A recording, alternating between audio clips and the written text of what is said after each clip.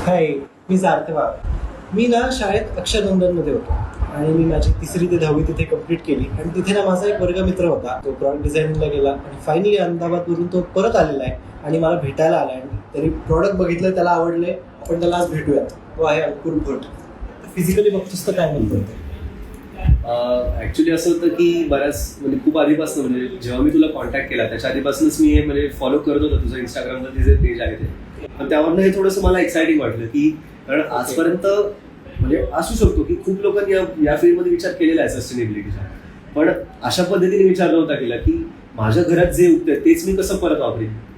जर बघितलं तर लोकसंख्येचे प्रमाण बघता कचऱ्याचं प्रमाण खूप मोठ्या प्रमाणात वाढतंय आणि तो डंप करायला पुरेशी जागाच नाही. थोडंसं डोक्यात होतं असं की म्हणजे काय असू शकतं याच्यावरती. सो मग तेव्हाच मग त्याच्याच आसपास साधारण मी हे बघितलं होतं. म्हणजे ऍक्च्युली आयडिया मला चांगली वाटली की म्हणजे कोणीतरी ऍक्च्युअली असं या दिशेने प्रयत्न करतंय की घरातला जो कचरा आहे तो म्हणजे आपल्या डोळ्यासमोर रोज घडतंय घरात, पण आपण त्या दृष्टीने कधी विचार नाही केला की आपण त्या कचऱ्याचं विघटन कसं करायचं जास्त चांगल्या पद्धतीने. सो मग त्यामुळे मला हे थोडंसं जास्त अपेलिंग वाटलं, म्हणून मग मी म्हणलं की एकदा तुला कॉन्टॅक्ट करूया आणि ऍक्च्युअल मध्ये जाणून घेऊ की काय आहे.